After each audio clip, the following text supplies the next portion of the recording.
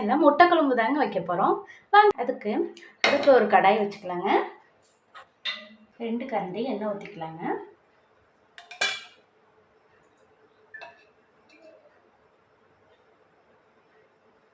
ஆனதுக்கப்புறம் 1/2 டீஸ்பூன் கடுகு சேர்த்துக்கலாங்க.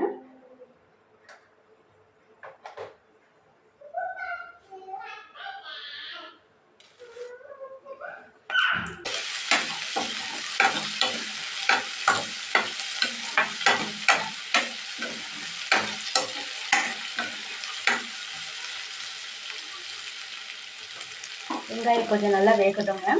இந்த ஸ்டேஜில் மூடி தேங்காவை மிக்ஸி ஜாரில் சேர்த்துக்கலாங்க.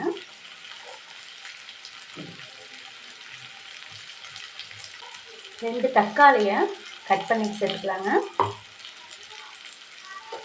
தேங்காய் எடுத்துக்கலாங்க.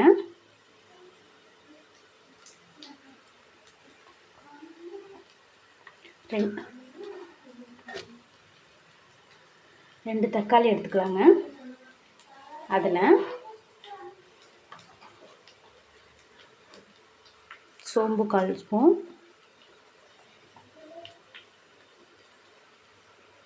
சீரகம் 1/4 ஸ்பூன் போட்டு இப்போது நம்ம அரைச்சி வச்சுருக்க பேஸ்ட்டை மசாலாவை அதில் போட்டுக்கலாங்க.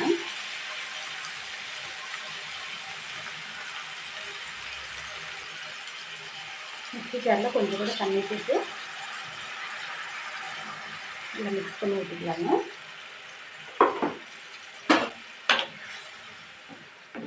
லைட்டாக கலந்து விட்டுட்டு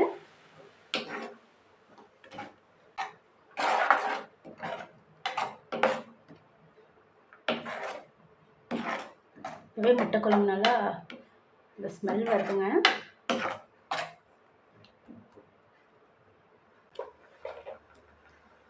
மஞ்சத்தூள் 1/4 teaspoon சேர்த்துக்கணுங்க.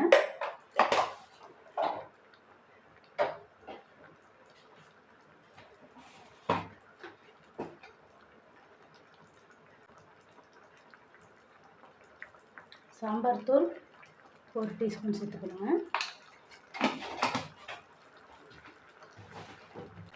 Garam masala 1 teaspoon சேர்த்துக்கணுங்க. 1/2 teaspoon கல் உப்பு சேர்த்துக்கணுங்க.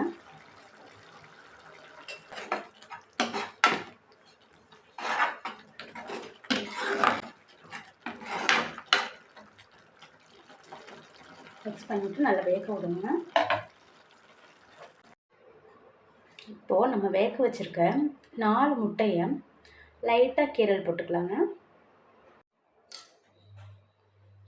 இந்த மாதிரி கீரல் போட்டுக்கணுங்க. ஏன் நம்ம இந்த மாதிரி கீரல் போடுறோன்னா, கீரல் போட்டு முட்டை குழம்பு வைக்கும்போது அதோட மசாலா எல்லாமே வந்துட்டு முட்டையில் ஏறிடுங்க. இப்போ நமக்கு சாப்பிடும்போது ரொம்ப டேஸ்ட்டாக இருக்குங்க. அதனால